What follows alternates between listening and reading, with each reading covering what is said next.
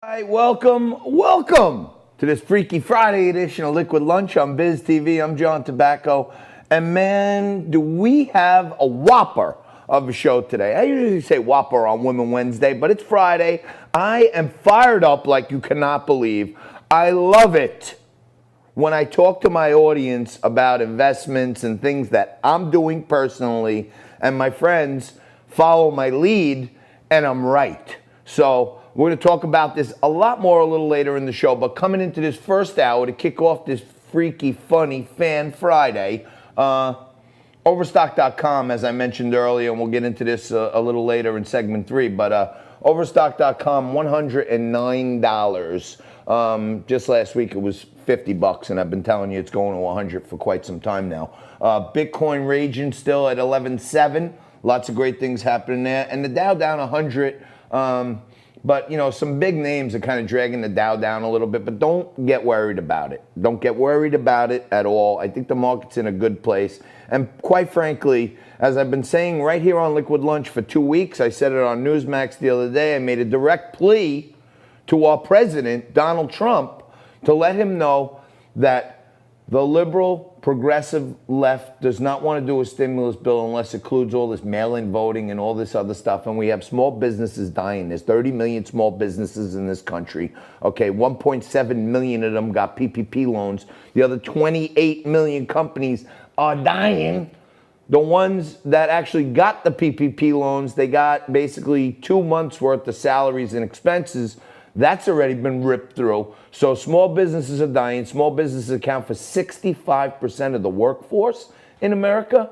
And I'll say it, and I'll keep saying it until the president does it. And I think he's going to do it. We're going to talk to Stephen Moore right after this.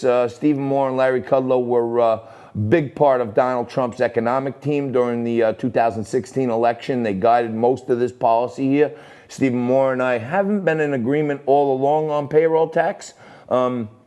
But he did agree with me kind of the last time he was on. What I believe is going to happen, and I've been telling you this, the president is going to use executive privilege to go out and say we have a financial emergency going on, and he doesn't need Congress, he doesn't need anyone.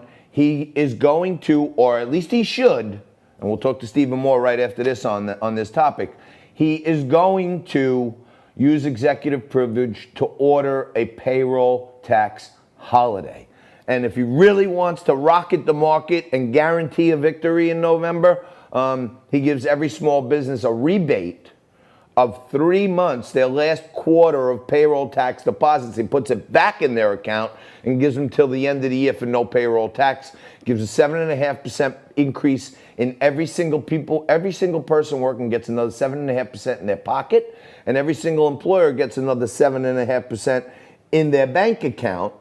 And all these naysayers out there who say, well, these payroll tax cuts, they only help businesses and rich owners. But the businesses get more money in their pocket from the payroll tax because they don't have to put up their share of the 7.5%.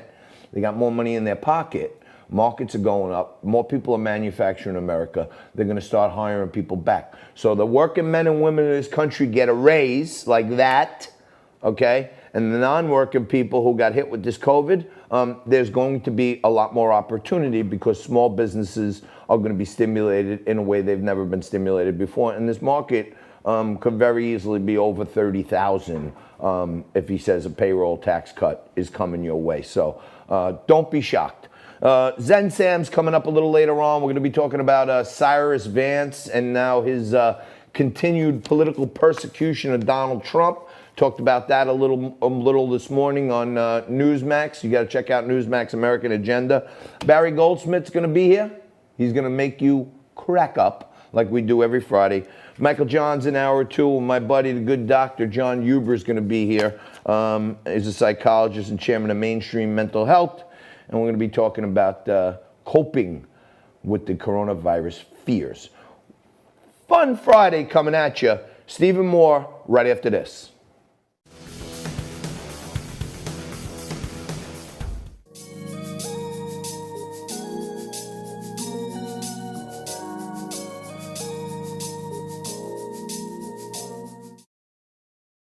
All right, welcome back, folks. Just breezing through this first hour, we're kicking it real today. Market's down a little bit, down 100.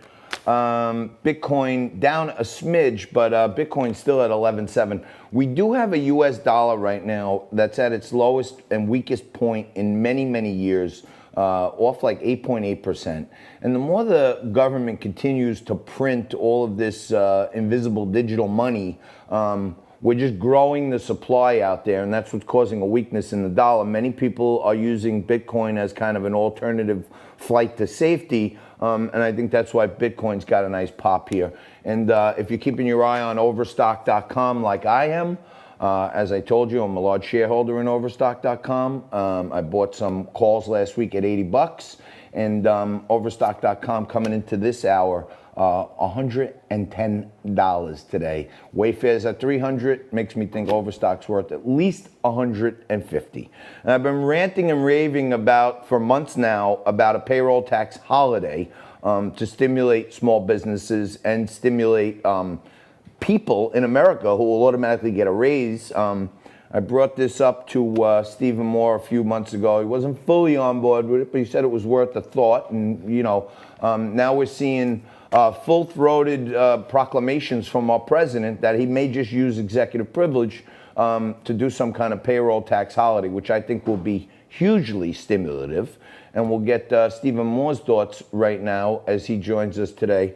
Well, he's not with us yet, but he'll be with us momentarily. Stephen Moore, if you remember, he's probably, one of the most esteemed economists in our country. He was one of Trump's economic advisors. Him and I'm sorry? We're going to overstock the video. Oh, yeah? Yeah. He's not, he's going to be. Okay.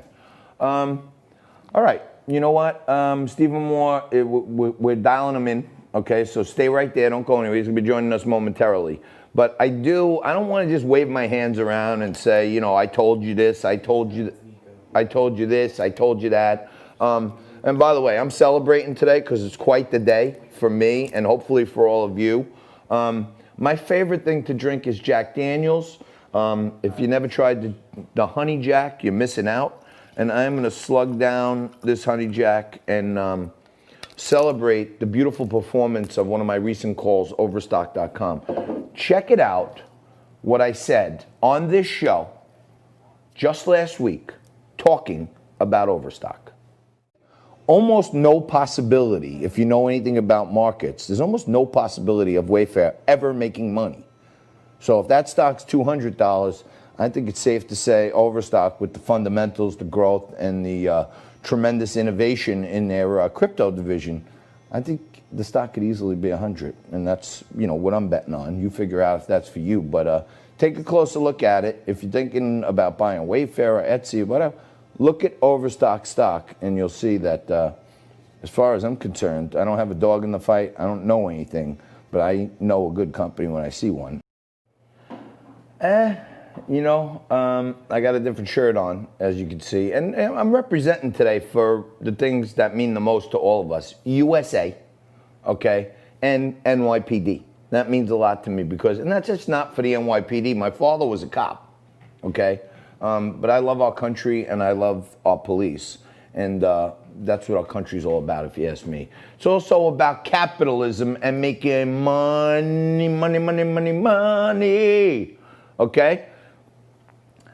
I don't encourage you to take financial advice from me, okay? I often tell you what I'm doing, me personally, and to me, there's no bigger way to tell you how I feel about something than tell you what I did. And a lot of people are very secret about their trading. They're secretive. They don't want to tell everybody what they're doing. They steal their ideas and everything. Part of my job is to build a community of people that I love and give them things that I'm doing. If I'm wrong, I take the whacks. I take whacks every day on this show. But when I'm right, I want to highlight it to you. So maybe next time you say, all right, why is John doing that? Well, he told me he did that, and so lots going on. I mentioned a little earlier in the week that I picked up some Overstock 80 calls, and those 80 calls had an expiration of today. Yesterday, banged them out at 95, and and then took a bunch of half the profits there and rolled them into next week 95s. So 95 expiration next week. And, you know, if you know anything about trading and you don't understand what I'm talking about, shoot me an email if you want. But I bought some 95s that expire next Friday yesterday, and the stock is at 110. Got as high as 112 on the day today. But there is a monster short squeeze going on. I've been telling you this. I was part of the team at Overstock.com that developed the digital dividend that Overstock issued way back in December, January. I think it went effective in February. Got approved by shareholders in January, February. And this digital dividend caused a major headache for short sellers. And if you look at the stock, okay, you look at when they issued this dividend, okay, and it's a digital dividend, so you can't borrow it. You can't get short it, okay? The dividend itself is causing so much heartache and heartburn for the short sellers because they can't get the shares because they're digital. But if they borrow the shares to be short, they have to post the capital for all the dividend shares that they're responsible for. So it's causing a monster short squeeze. I can tell you this. There are some short sellers right now that Overstock is putting out of business. And trust me when I tell you this. Me and my buddy Patrick Byrne, Jonathan Johnson, the new CEO, many of my friends over there at Overstock, we fought like a 10-year war against the government, against the establishment, and against the biggest prime brokers in the country to prove that manipulative short selling was really, really hurting the markets, okay? And Overstock won. They settled almost every one of those cases.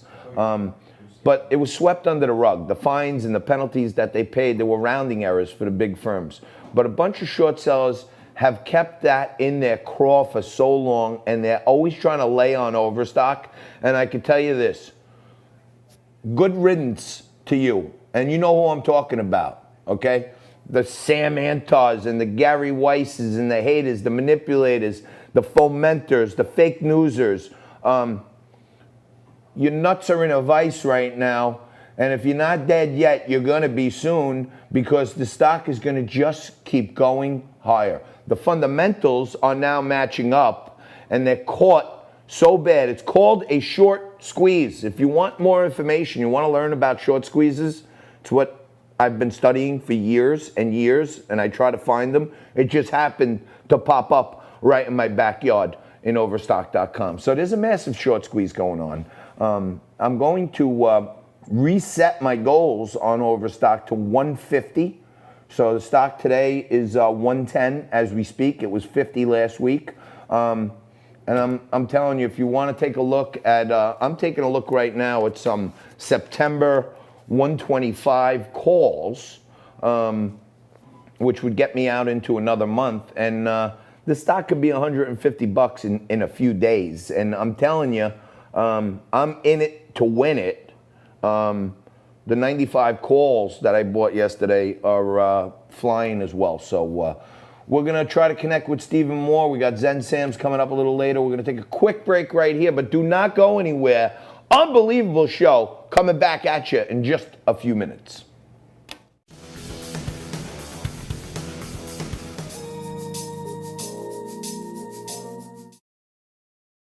All right, welcome back. Just buzzing through the first hour here. We did connect with Stephen Moore, and as I mentioned a little earlier in the show, the Dow's down a bit today, waiting to hear about this stimulus bill.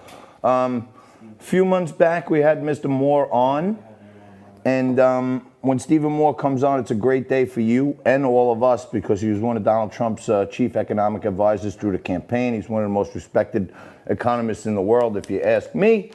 And I did suggest to him going back about 4 months ago, maybe a payroll tax holiday. He didn't love the idea back then, but he said it's worth the thought. And it seems like now the president is thinking about doing it through executive privilege.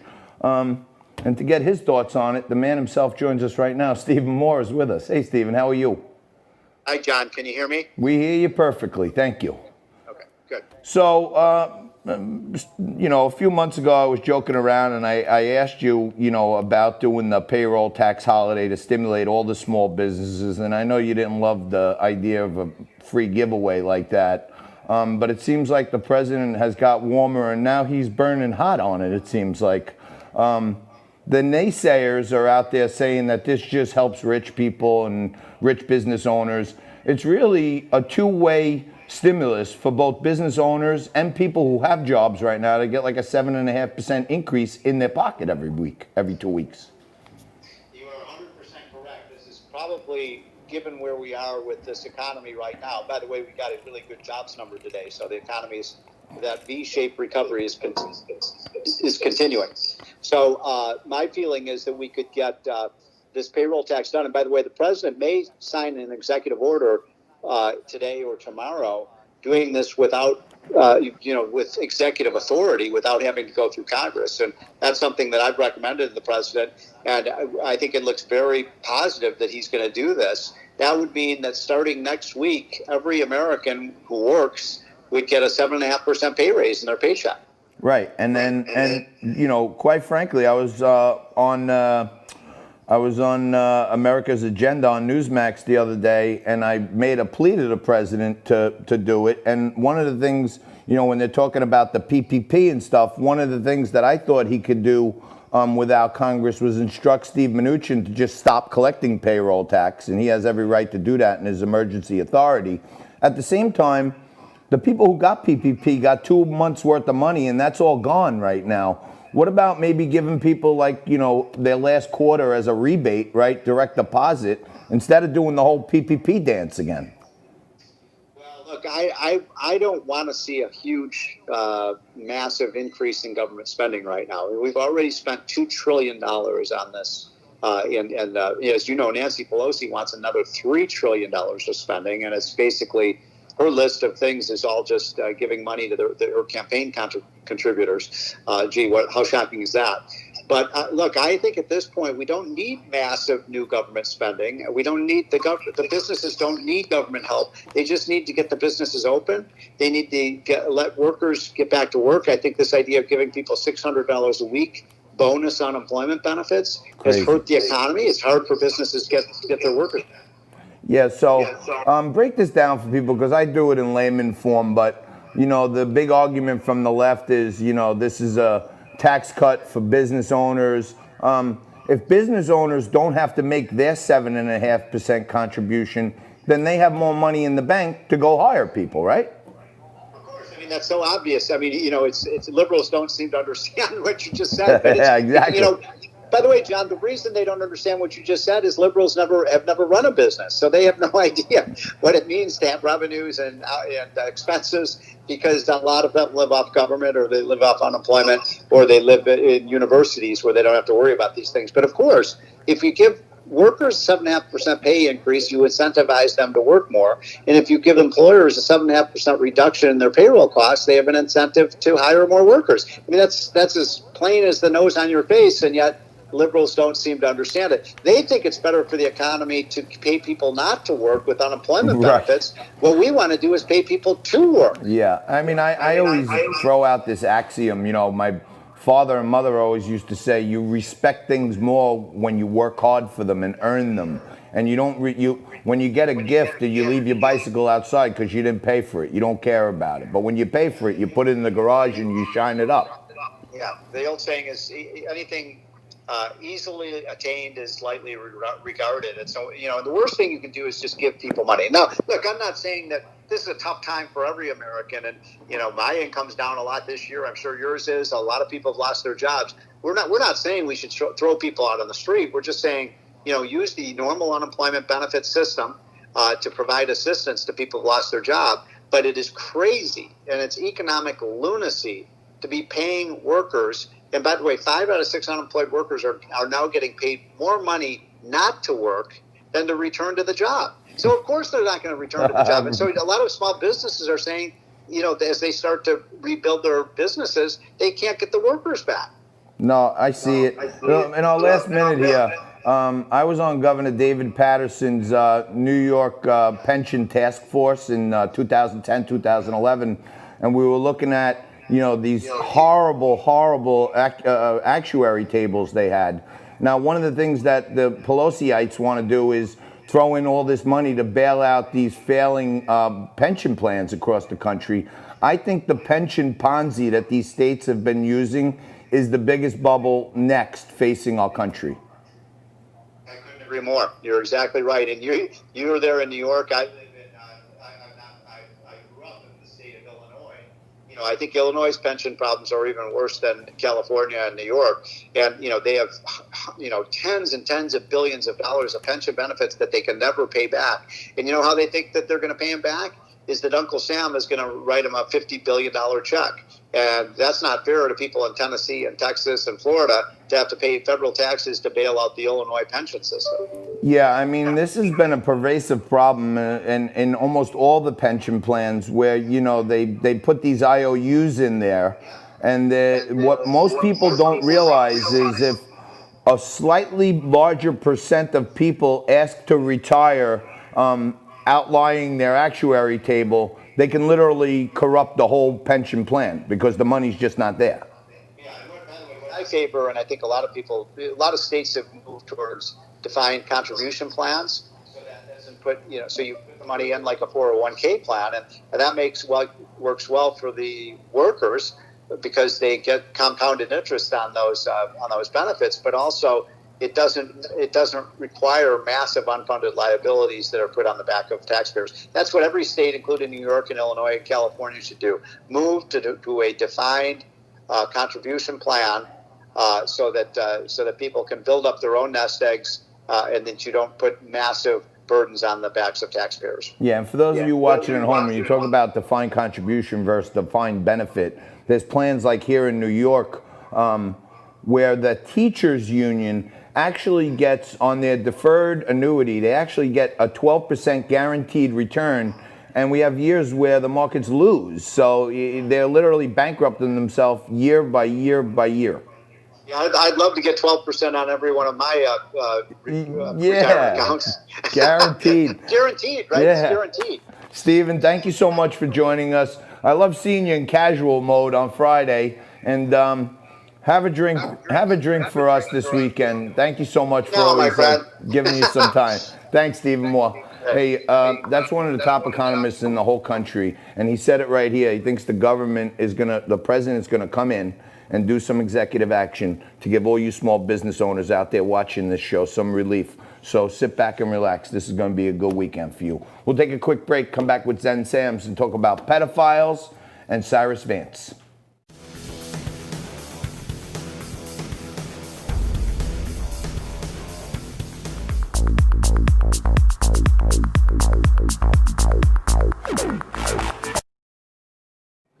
Hey, all right, welcome back. Just buzzing through the first hour here. We're chopping wood big time. I am celebrating a banner day for myself and those of you who joined me in tradingoverstock.com as we come into this segment right here. Overstock on a rager at 110, Dow down 100, Bitcoin down a smidge, but still at 11.7. Great things are happening. And while she joined us on Wednesday for a whole 2 hours, today we only have her for 10 minutes, but she's with us again. The one, the only Xen Sams, model, actress, super mom. And Xen, there's a lot going on, but you have uncovered this Hasbro situation where apparently these dolls may be perceived as inappropriate for kids. What's happening with this? Yeah, well, for those of you who are not familiar, toy maker Hasbro is the maker of Transformers, G.I. Joe, Monopoly, and owner of the beloved children's toys and games. They're finally pulling the Trolls dolls due to a censor placement that may have been perceived as inappropriate. So that basically the doll was pulled over complaints that it promotes child abuse. And now they're pulling the Poppy doll from shelves after Change.org petitioned an alleged petition that the placement of one of its features could have long-term effects on a child's mental and physical health. Now, in the petition, Supermom Jessica McManus wrote that the DreamWorks Troll World Tool Giggle and Sing Poppy doll, which gasps and giggles upon activation of a sensor between basically the toy's legs underneath the skirt, as shown in the video. I was showing her to my husband, and I heard some other sounds that I had never heard before. And if you look down here, I figured a video was the best way. So I just touched her tummy, and she's going to sing for a minute. But down here is a button right here on her privates. And if you push those, she makes these sounds.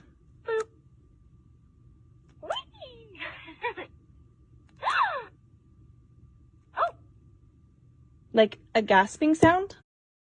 Okay, so basically what happened was that this video, a mom, Jessica McManus, tweeted that this needs to be removed from our stores because basically society is conditioning our children to think that pedophilia is okay. And the doll has been designed to really, giggle when placed in a sitting position, but some parents complain that the sound activation button is inappropriately placed, and I, as a mom, seeing that now, having looked at it a little bit deeper, I hadn't really realized this was under the doll's skirt and under her legs. It is a little bit alarming. Hasbro is a huge company. This cannot, the makers of Hasbro, these people are in charge of making the best toys in the world. And this went under the radar when you have a world of disgusting people like the Epsteins of the world who are trafficking young girls. And then our toy makers, this is what's happening. So as a mom, I didn't buy it. I didn't buy that. Oh, I'm sorry. We didn't realize that this was where it was placed. So good for you, Jessica McManus, for calling them out, starting the petition. And now it's been a thing, and they're recalling the toy, and we're putting light on a very sensitive issue. Yeah, there's no doubt about that. Now, you mentioned Epstein there, and I know me and you have been covering the Cyrus Vance corrupted office of DA here in New York. Just, they're trying to get Donald Trump's records from 10 years ago.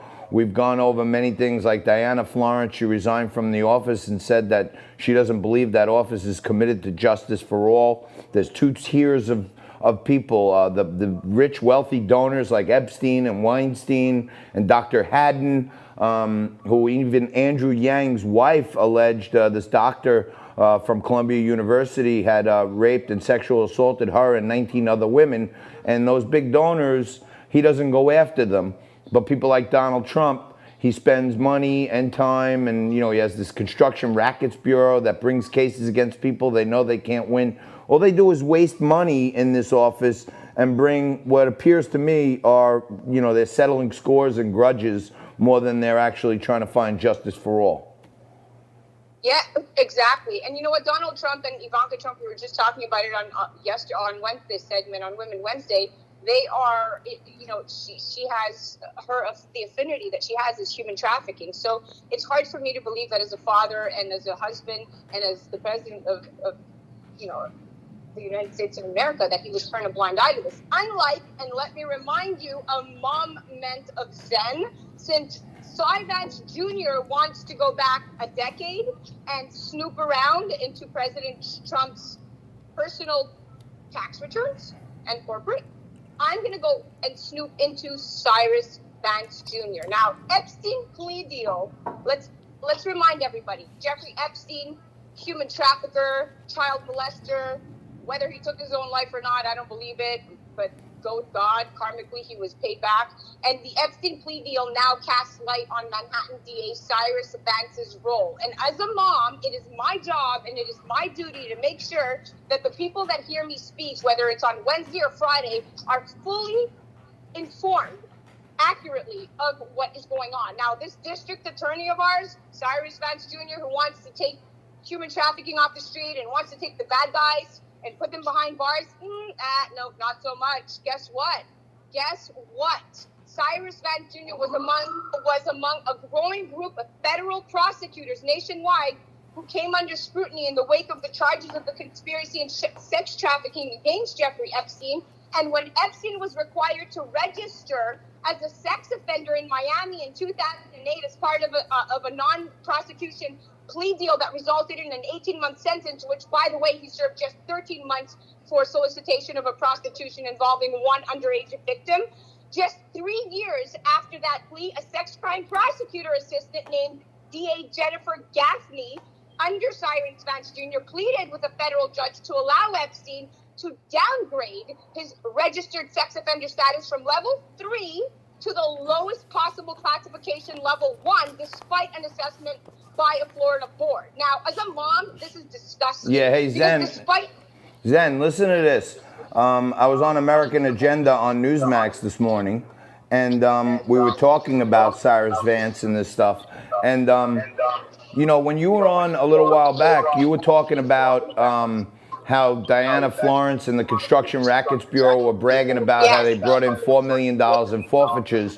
It's come to my attention that those cases were overturned, and now the office has to pay out like $8 or $9 million.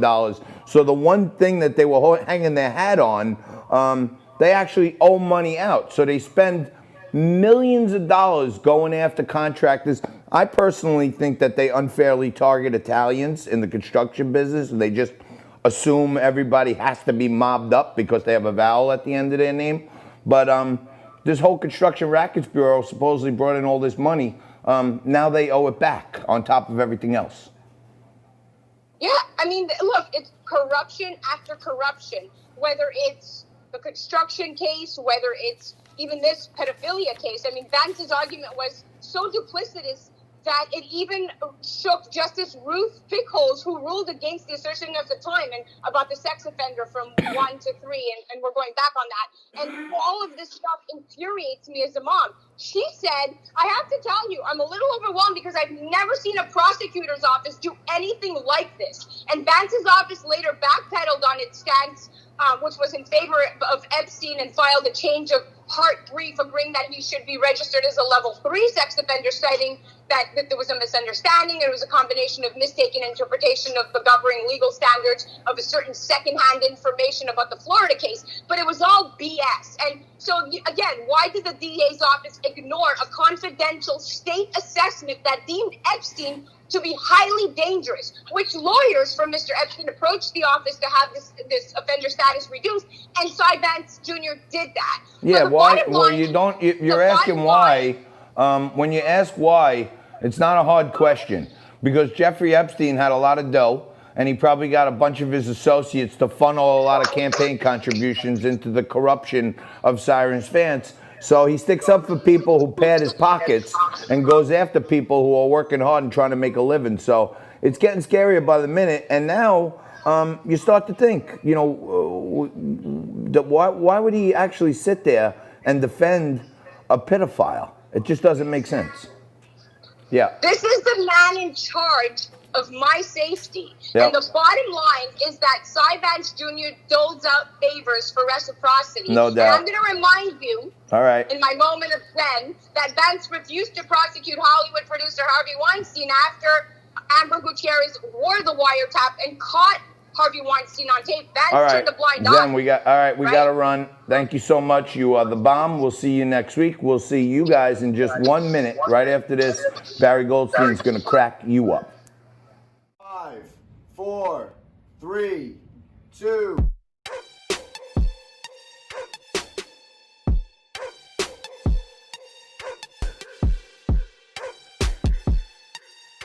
All right, welcome back. You're watching Liquid Lunch on Biz TV. Lots going on out there in our country. Lots going on around the world. We got bombings in Beirut. We got Pedophile Island. We got all this crazy stuff going on. Economy, stimulus, liberals, progressives, riots, COVIDs, all this other crap. And sometimes you just throw your hands up. And on Fridays, I try to lighten the load on you a little bit by making some funnies. And I'm joined every Friday by my good friend Barry Goldsmith, who joins us right now. He's a professor. He's an architectural historian. He's an award-winning comedy writer and the host of the Been There, Haven't Done That podcast and radio show. And the radio show can be heard Sunday nights on WOR in New York City and New Jersey. It's Funny Friday, Barry, so you better be funny. How are you, pal? How are you? Yeah, I'm fine. Or I should say, yo, John. You know, my students used to say, yo, prof.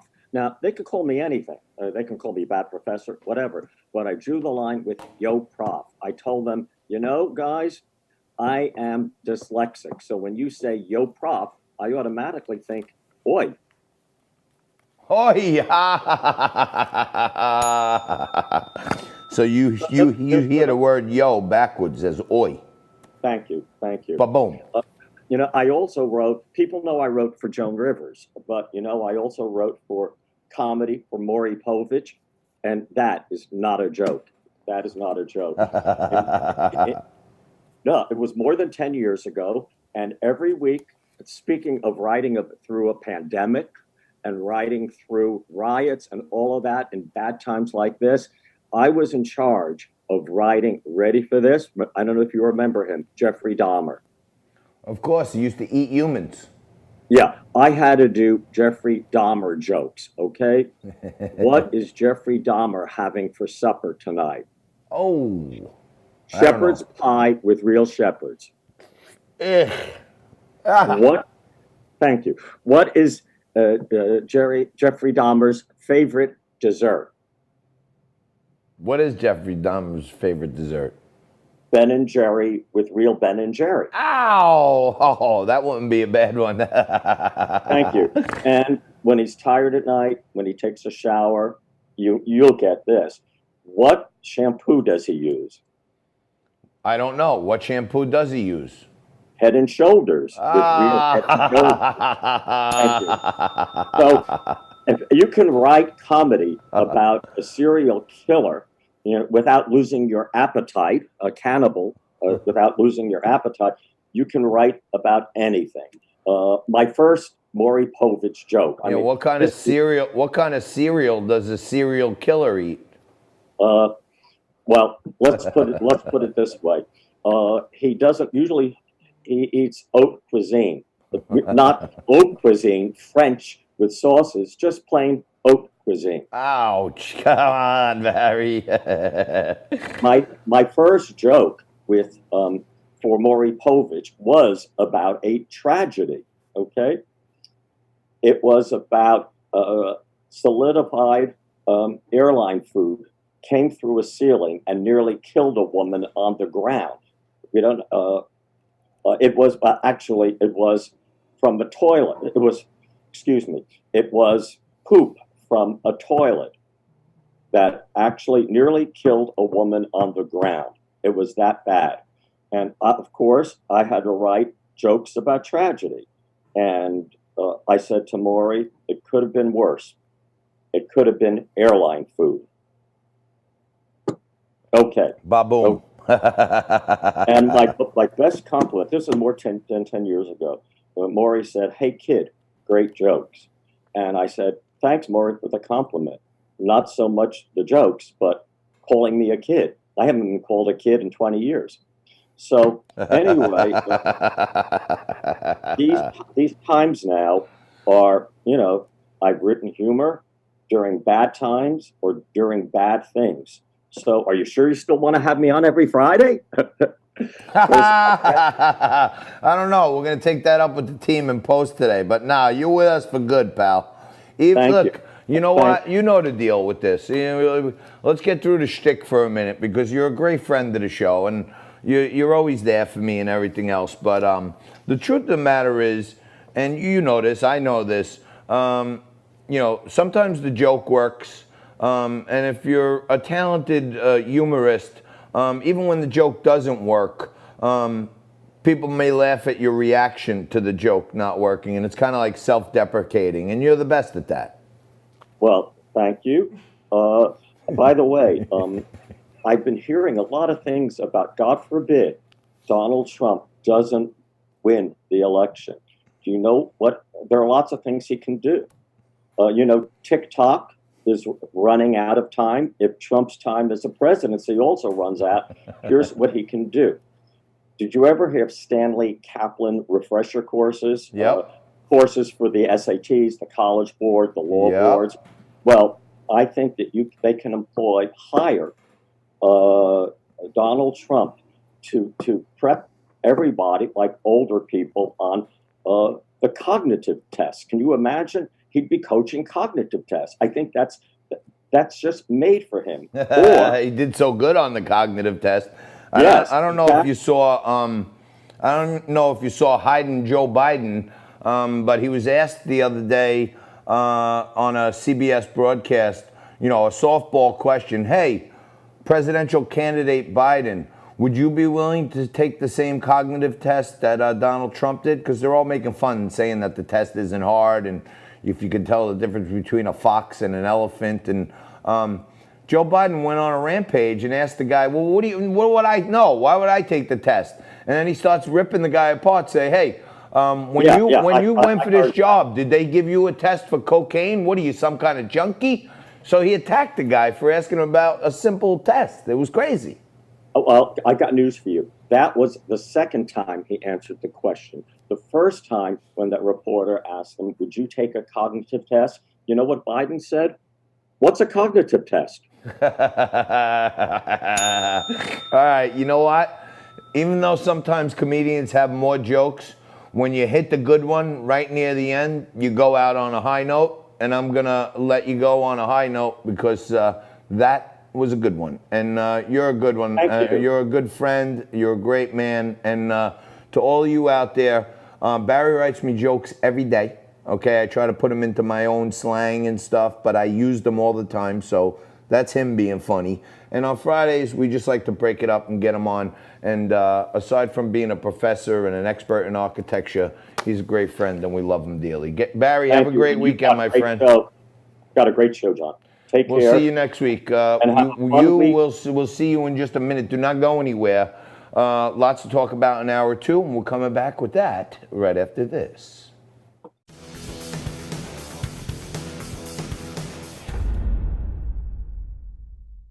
Showbiz TV. Now, I did have a couple of appearances this week on Newsmax TV, and if you don't know, now you know.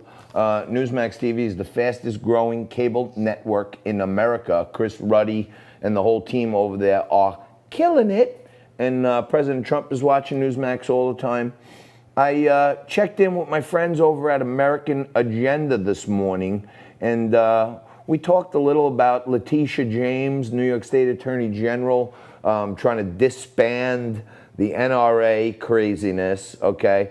And we also talked a little bit about Cy Vance, and you got to check this out. Here's my hit from this morning on Newsmax's American Agenda. Check it out.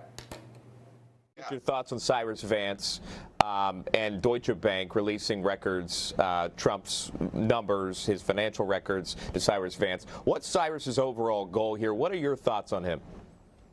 Well, Cyrus Vance is the most corrupt district attorney in the country. His office is fraught with abuse, corruption.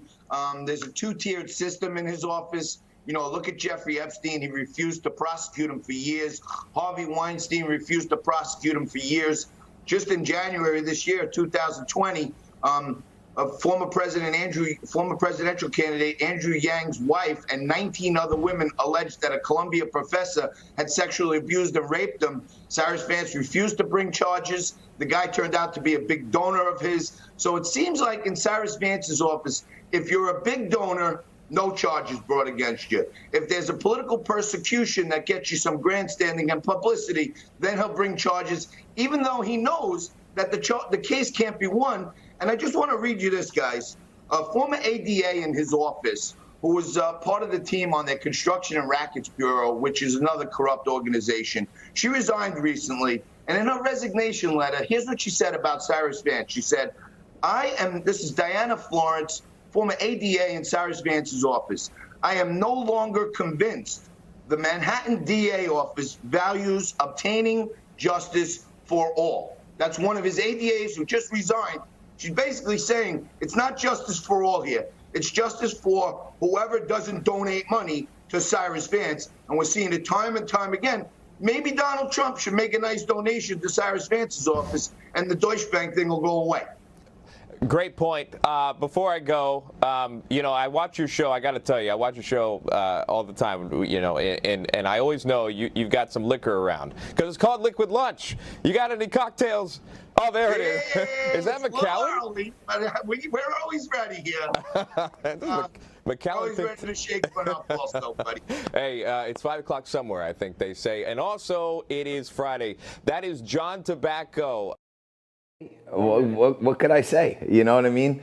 We hit it out of the park. And truthfully, we do have a major problem here in New York when the district attorney has looting, rioting, police are getting abused and assaulted. St. Patrick's Cathedral, it actually got spray painted and vandalized, and he doesn't charge people, but he's spending millions of dollars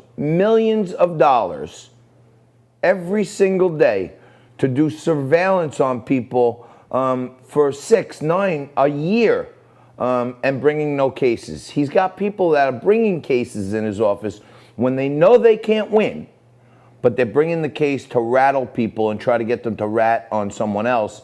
And when you have that type of corruption going on, you got to really think twice about whether his intentions are good when he's going back 10 years to ask Deutsche Bank for Donald Trump's financial records. This guy's a political hack. He's always been, and he's got 2 tiers of justice here in New York. The rich donors get favorable treatment, and the people that are his enemies and he wants to settle scores with, they get cases brought against them. Get yourself a case of something. Some White Claws. I drank some Trulies yesterday. Get a cold one, crack it open, pop it, stay right there. We're going to come back and get serious for a little bit with my good friend Michael Johns, co-founder of the Tea Party movement, and we are going to get into it on the street riots and Trump's biggest accomplishments. So stay right there for Michael Johns and me right after this.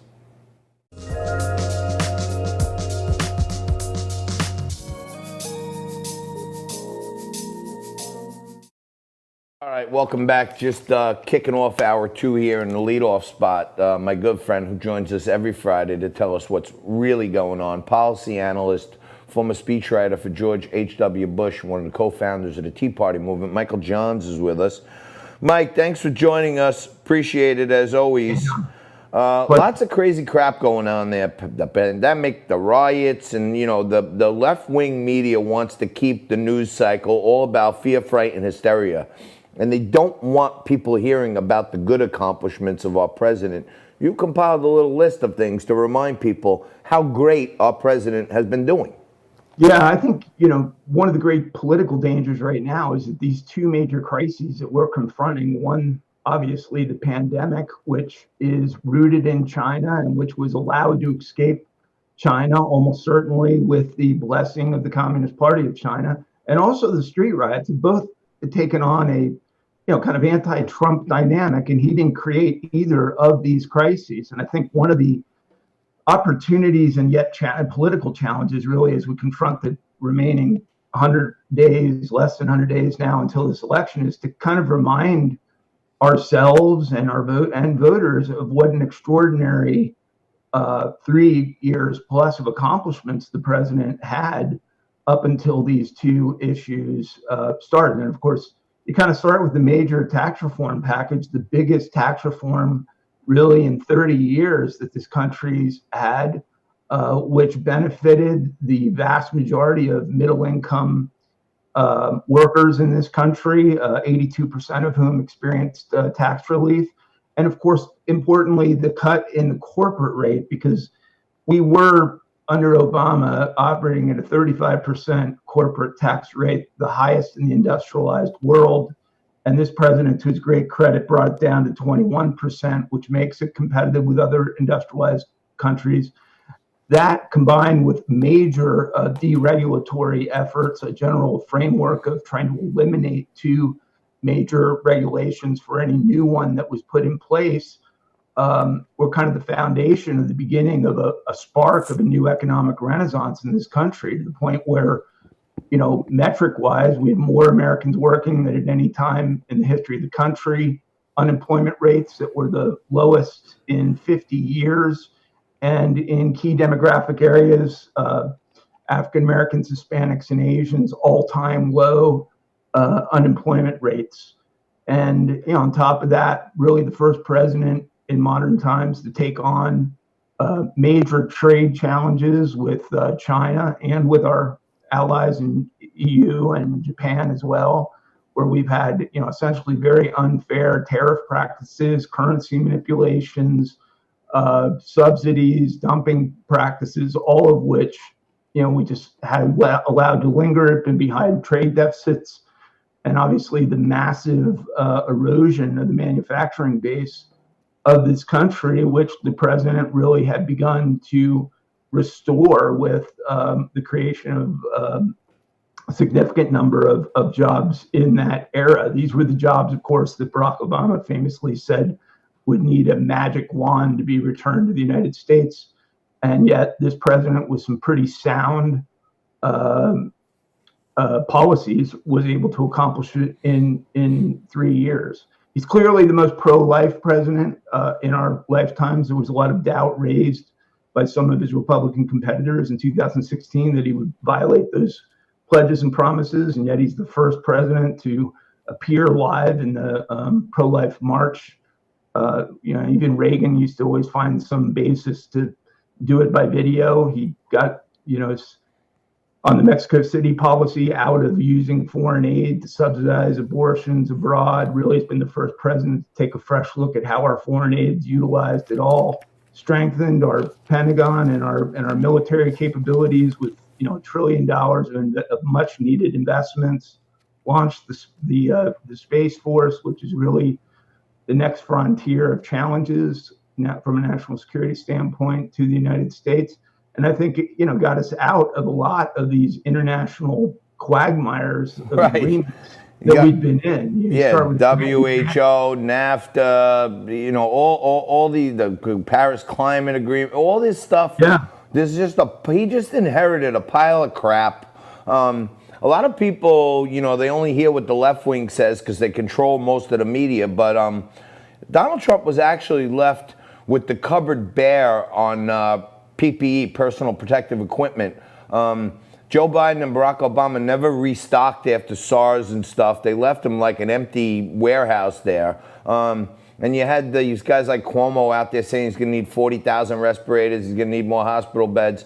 And Donald Trump does things with the precision and speed of a businessman. He's a problem solver. He just gets things done.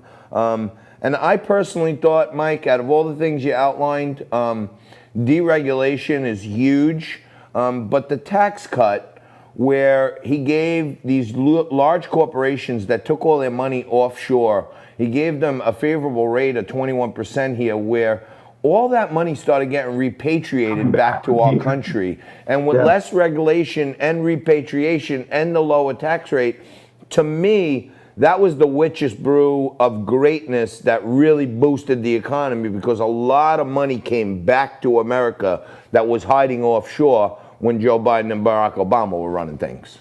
Yeah, I mean, it should be common sense, but it's not always, at least in politics, that capital and money is going to flow to countries that are hospitable to the treatment of it. And when you're, charging tax rates, federal, state, and otherwise that become punitive, it shouldn't be any surprise that literally trillions of dollars moved outside of this country under Obama and his predecessors.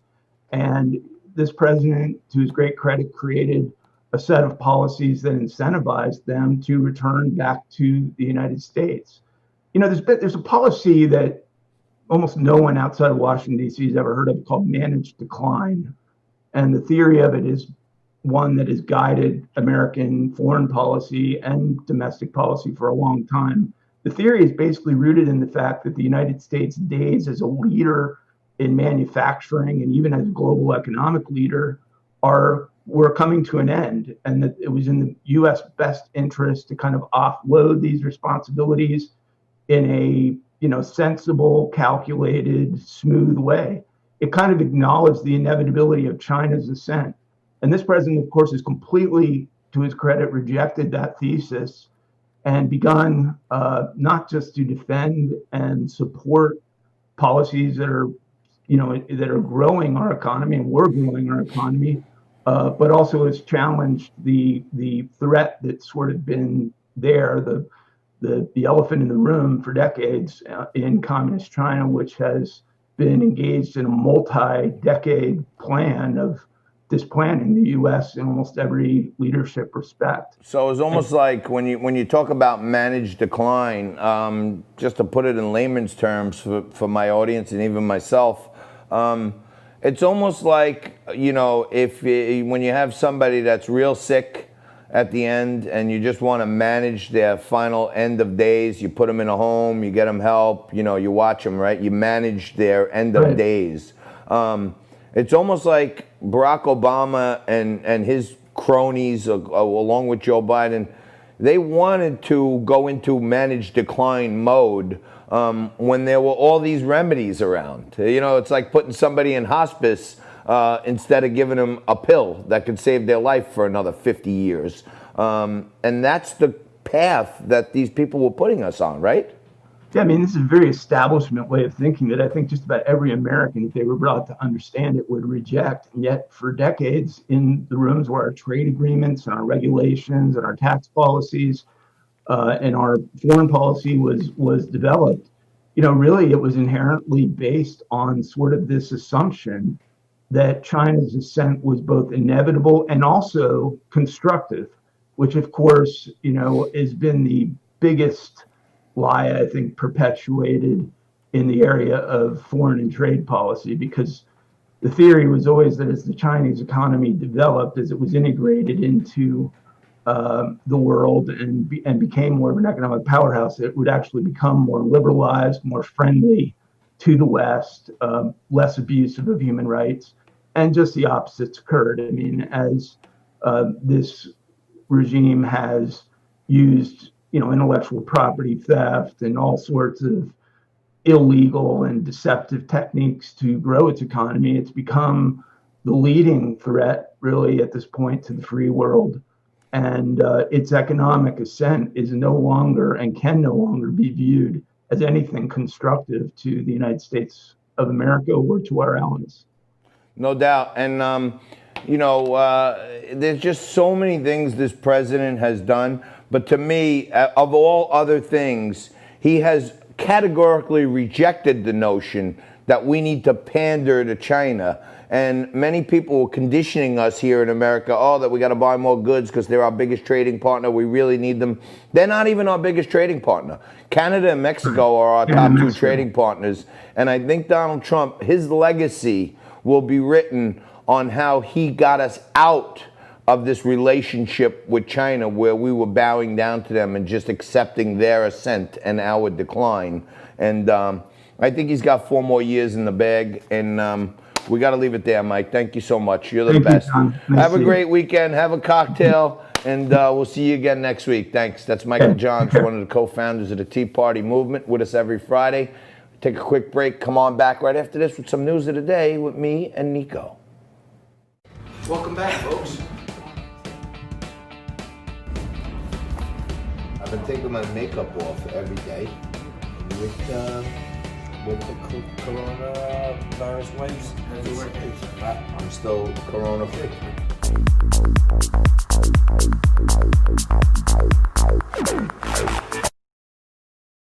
Alrighty, welcome back. You're watching Liquid Lunch on Biz TV, and you know, I like to say it's the news with the booze, and as I mentioned a little earlier in the show this morning, I did another hit on Newsmax on American Agenda. And, you know, American Agenda is one of Newsmax's newest, fastest growing shows. Awesome show, breaking down the news of the day. And if you're sick of all the turd on the left and you're getting a little tired of too much rightness on the Fox there, check out Newsmax in the morning because they got a cool little show there. And by the way, Liquid Lunch is really taking hold. And you know it's taking hold when a national TV host, after talking about some really serious topics, says to you, hey, I watch your show all the time. I love it.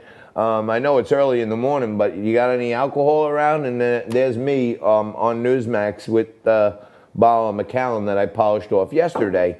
But I did get into it pretty hard on Newsmax this morning with the ridiculousness of Letitia James, New York State Attorney General, grandstanding with political persecution. Now she's going after the NRA. So riddle me this, Batman.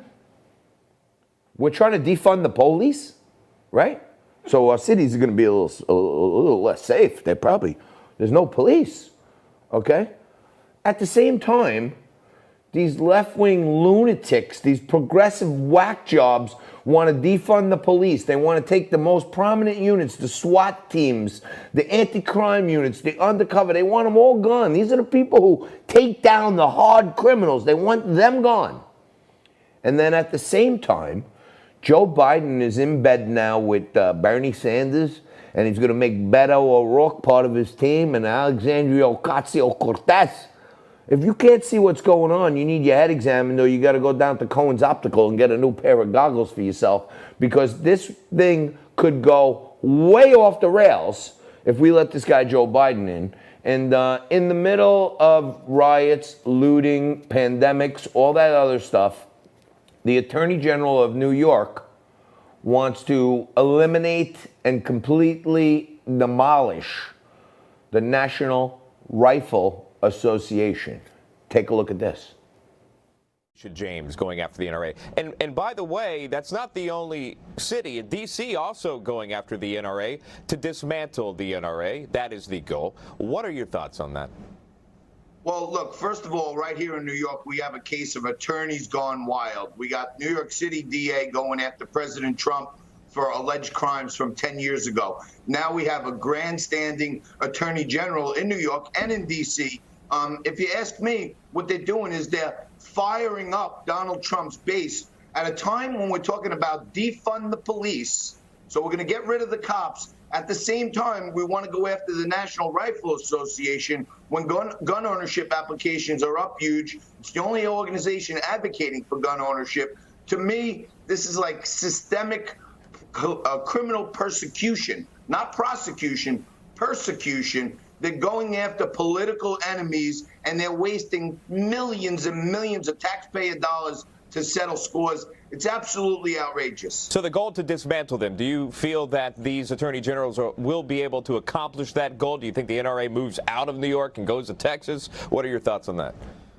You know what? I don't think anything's going to come of it. This is going to last way longer than the election. And I don't think the only thing she has going for this is a civil case. So no one's going to jail on this thing. So we're spending, millions and millions of dollars to try to disband an organization. Like you said, they can just pick up and start the organization, headquarter it, run it from somewhere else. It makes no difference. This is all grandstanding. It's actually, if you ask me, a backfire, because gun owners are going to come out and force now for Donald Trump, just like they did in 2016, but this will incite them even more. Right.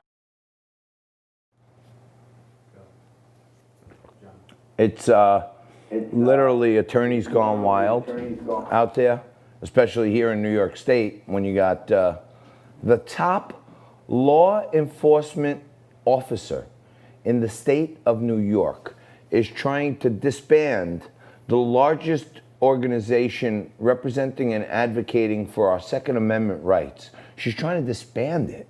So you got all this crap going on, man, and you really got to think. People say, oh, Trump's going to win, there's the silent voter and all this other stuff. No, he's going to win. But we can't take nothing for granted. You got to remind your aunts and your uncles and your cousins and your 18-year-old kids, get out and vote for Donald Trump. And the truth of the matter is, we are literally at this point in our life at a crucible moment. Okay, there's literally a crossroads here.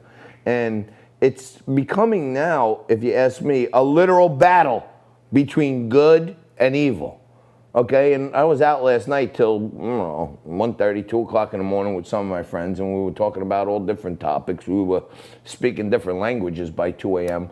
But after I have liquid lunch and then a liquid dinner and then go out and eat some food, and was out with my buddy Sean and my buddy Ray, and we were talking about all kinds of different things. And, at some point I get the little good and evil. I get the little angel on this shoulder saying, go home, go home. And then I get the little devil on this shoulder.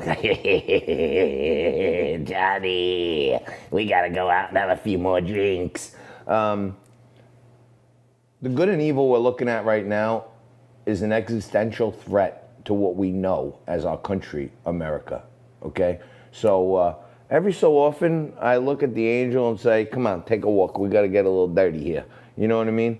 But what we got to do is the little evil on this side, we got to just smash them and crush them. And we got to crush Biden, and we got to crush Alexandria Ocasio-Cortez. We have to crush Ilhan Omar. We have to crush Rashida Tlaib. We have to crush Nancy Pelosi. These people have to be crushed to a point where they're no longer relevant.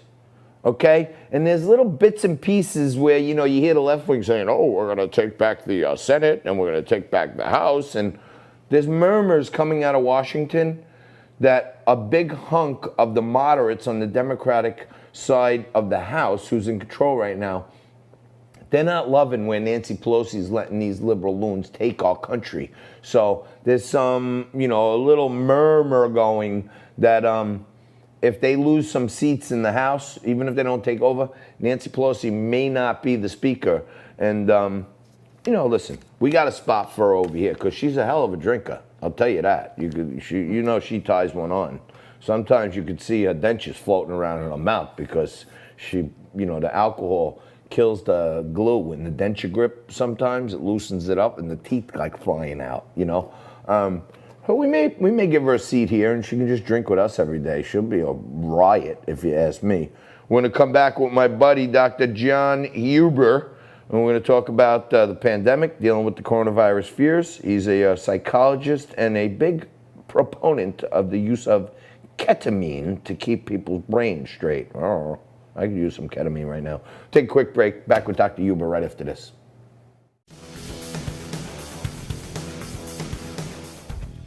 For more Liquid Lunch, head over to YouTube, do a search for Liquid Lunch TV, and hit that subscribe button.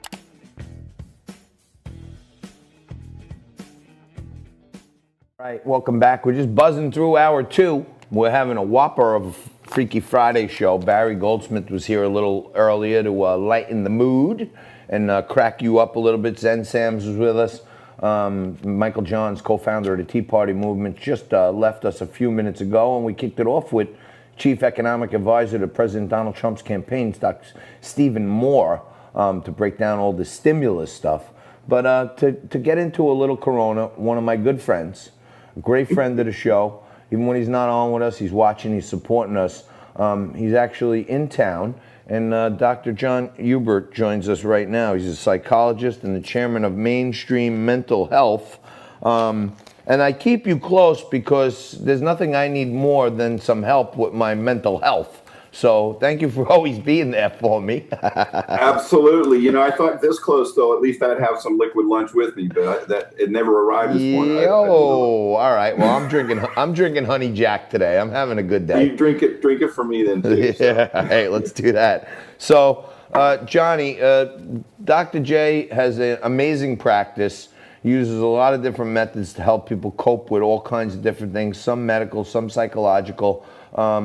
But how can people, you know, you're just getting bombarded every day by the left-wing media telling you that, you know, we're going to have 300,000 deaths, and if you're going to die from hydroxychloroquine and all this other stuff, that I think the mental health effects are worse than the COVID effects. How can people cope with this stuff other than shut the TV, but it still weighs on them? Well, you know, it's pretty disturbing. I think we're to the point where the cure is worse than the disease at this point. Now, I'm not a medical doctor, but I do know that suicide hotlines, their calls are up over 600%. We know that alcohol sales are up over 400%. That those two combinations are not typically a good thing for our nation. The suicide rates are going up. And then all the depression, the post-traumatic stress, everything associated with this, the anxiety, people now are stressing over, you know, kids going to school. So one of the best things they can do is to take a break. And if you have to have your COVID checkup, you know, check in, give yourself 30 minutes. And that's all the news time you should take for this, honestly, because what happens is your body goes into a fight or flight mechanism, and it exacerbates all the other psychological issues that are coming on. Because, you know, when you watch it 24/7, your body never gets a chance to recuperate, back down, and kind of pull itself back together and deal with the stress. So your corticosteroids are up.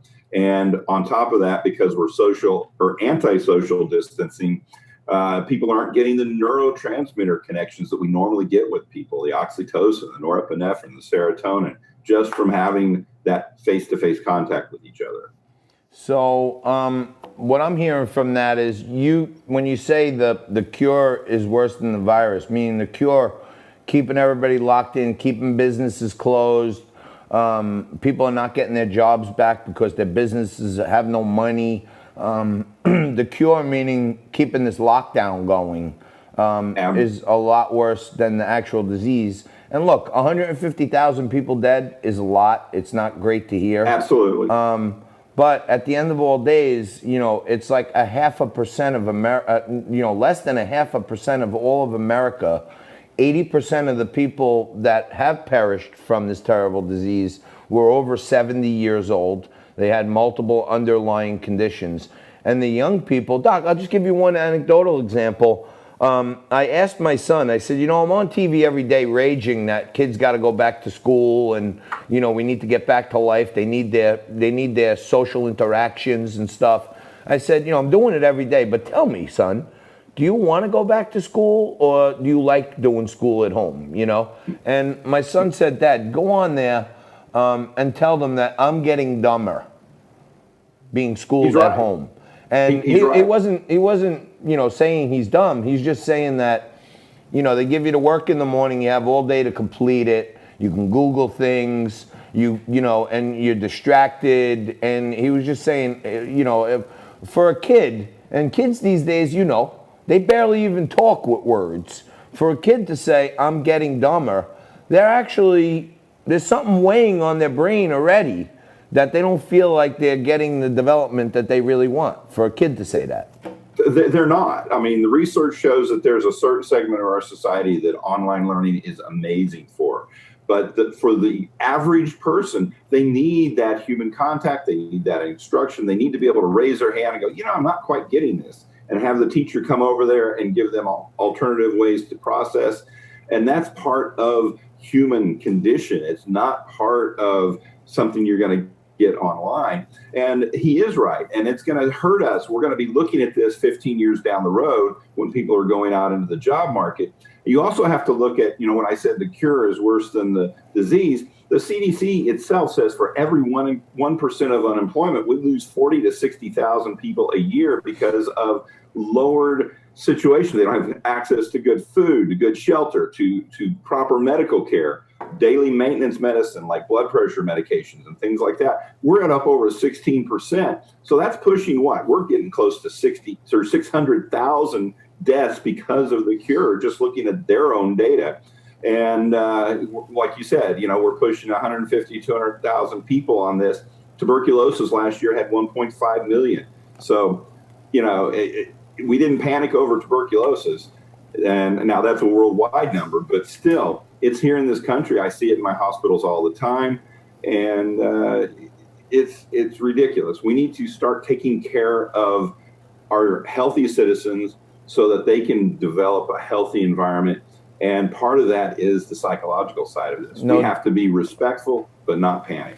No doubt about it. Dr. J, as I mentioned, is the chairman of Mainstream Mental Health. And there's no better example of a deteriorating state of mental health than presidential candidate Joe Biden. And this guy, he has more foot and mouth than foot and mouth disease.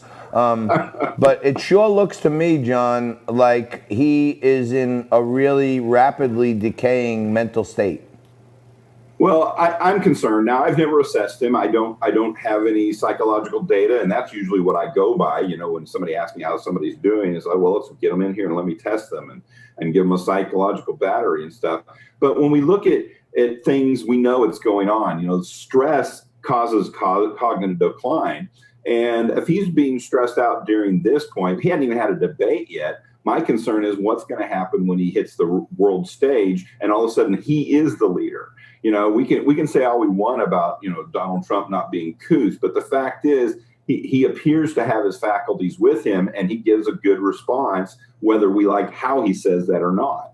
And I'm concerned when we have simple questions asked by people who like Joe Biden, and he stumbles and can't give a good answer. That scares me as a human being. Forget being a mental health practitioner. So yesterday, 2 days ago, he made some crazy comment that, you know, there's a tremendous amount of diversity in the Latino community, and he compared it to how there isn't diversity in the African American community.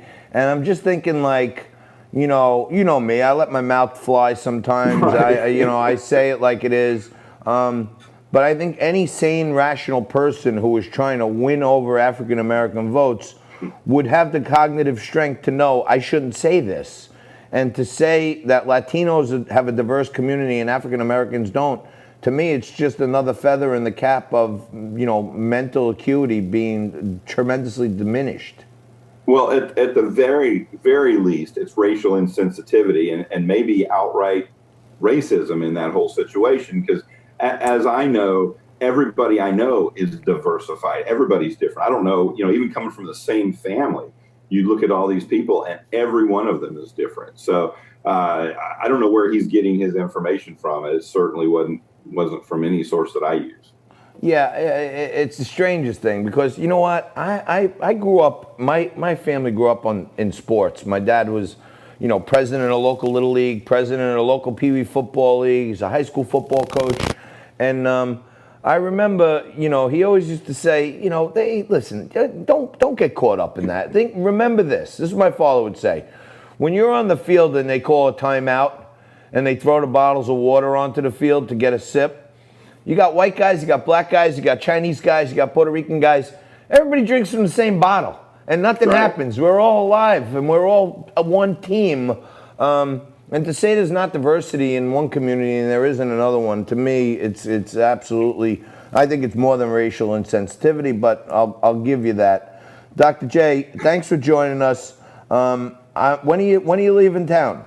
A week from today, actually, or no, a week from yesterday. Next Thursday. All right. I saw your text. I may actually be heading out to the Hamptons to this Donald Trump fundraiser tomorrow, which I luckily got an invite to. So I'm not going to be around. I got that too, but I didn't make a donation, so I didn't. Yeah, I might have got a friend pass. You know what I mean? I'm going to probably be out there tomorrow, but hopefully next week we get together. I can head that way. Hopefully we knock down a few cocktails this week when we'll get together. Oh, that would be awesome. All right, that's Dr. John Huber. We'll take a quick break. We'll come back and wrap up this Freaky Friday edition right after this.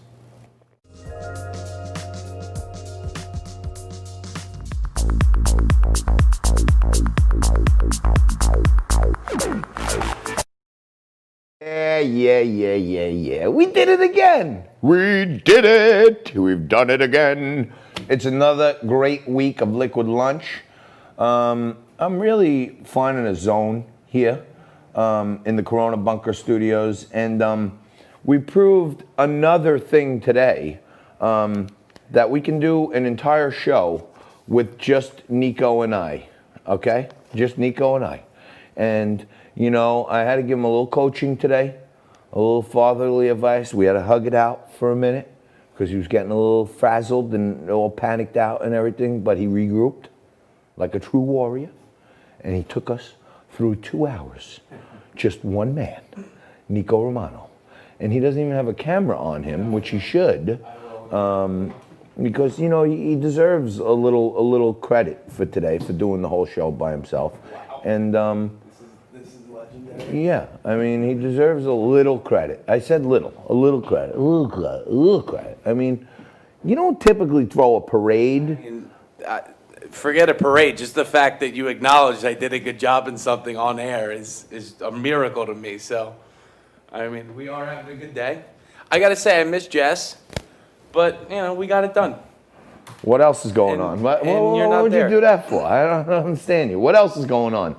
We got people that want to know what's happening in the world. You're supposed to be giving us breaking news. See, as soon as I compliment you, then you start going off the rails again. What's happening? What did you leave your drink back there? Yeah, I can't finish the show without my drink. That's horrible. No, that's true. That's true. We wouldn't be Liquid Lunch then. We got to finish strong. We would just be lunch. Going on. This was anticipated, and Cuomo says all New York schools can finally reopen. He said, by our infection rates, all school districts can open everywhere in the state. Every region is below the threshold that we established, which is just great news. Now, school districts in New York have to submit reopening plans to the Department of Health and the State Education Department, and these plans can be disapproved if they're not responsible. To reopen in person, the region a school is in must have an average COVID positivity rate of less than 5%.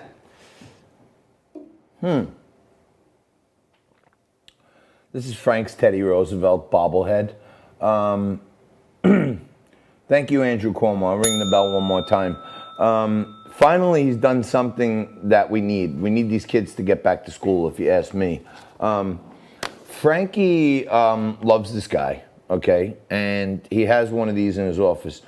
This particular Teddy has been broken to pieces numerous times. When we were in the old studio, after the show was the after party, and things used to get crazy. Things would get knocked down, things would get broken all the time. And Teddy, this Teddy right here is like Humpty Dumpty. We've glued him, gorilla glued him, crazy glued him. He's been put back together like 10 times. So I put him on display. I did get this recently. I don't know if you can see. Oh, there it is. There are a lot of haters out there. And there's one particular person around my universe who has told me categorically that she put a spell on me. So to ward off evil spirits, I've brought in this. This is supposed to scare off the evil spirits. And if you're watching, I see you. Do we know what the spell was that she put on you? I think she put a spell on me that would relate somehow to me always being like not level and not balanced. And I think, you know, somewhere in there. No way. Yeah, she doesn't want me to be level. I can't believe that. That's news to me. She doesn't want me to be level and balanced. She always wants me to feel off guard, feel, you know, some darkness around me. And that's why I've resorted to bringing in my good friend, Elena Servideo Schwinn, the New Jersey medium. And you know what? A lot of folks, we did a great segment with Elena the other day. A lot of folks messaged me and called me and sent me stuff that said she was awesome. That segment was awesome. So I'm thinking about like maybe taking an hour or two on Tuesdays and doing like extraterrestrial Tuesdays where we'll, instead of going down the rabbit hole all the time on the pedophiles and the Epstein Island, I got time for that. We'll do all that stuff, and that has to be talked about. But, you know, Nick Pope was on last week talking about finally the U.S. government admitting that there are actually UFOs. We had Elena Servideo Schwinn. We've had a couple of other people. You know, I might have a medium, a UFO expert, maybe like a, you know, like a fortune teller, which is a little different. Mediums talk to the dead. Fortune tellers try to foresee the future. I'm skeptical of all this crap, but I also think there's some, you know, validity to like Bigfoot and the Loch Ness Monster. The Loch Ness Monster. And I think that spell, speaking of the Loch Ness Monster, I think the spell that was put on me may relate to me being able to perform romantically also. I think that system she's trying to affect, but that's not working. Any other news of the day, Nico? Rita said we had a great show today. And Amal asked if the skeleton works as a mask. I don't think that works as a medical mask. But all right. Well, look. I hope you guys been following along. I'm trying to bring you as much as I can to keep you up to speed, keep you talking, keep you walking. Overstock.com, $103 right here. Down a little bit from the highs of the day, but still raging strong. These short sellers, they want to close it lower than 100 because it's options expiration today. So there's probably going to be a huge run into the close. And if we could break the day's highs before the end of the day, you could come in Monday and the stock could be $1.25. So keep your eye on that. As I mentioned many times, I'm short Gap, I'm short Macy's, I'm short Simon Property Group, I'm short Brookfield Asset Management, and AMC Theaters. So there are a number of stocks I've been short since February. I've not moved on them. I've been long overstocked for 3 years. Got even longer just in the last week. And the stock picks are going well. The news is going well. The audience is growing. We're picking up new people every day. We're up 200% on just YouTube in the last week. So whatever we're doing is taking traction. And if you could, leave us a comment, give us a like, a thumbs up, a thumbs down, whatever you like. But every engagement helps us break those algorithms. Don't break anything this weekend except break open a cold one and whip it down. Have a great weekend, and I will be right here Monday.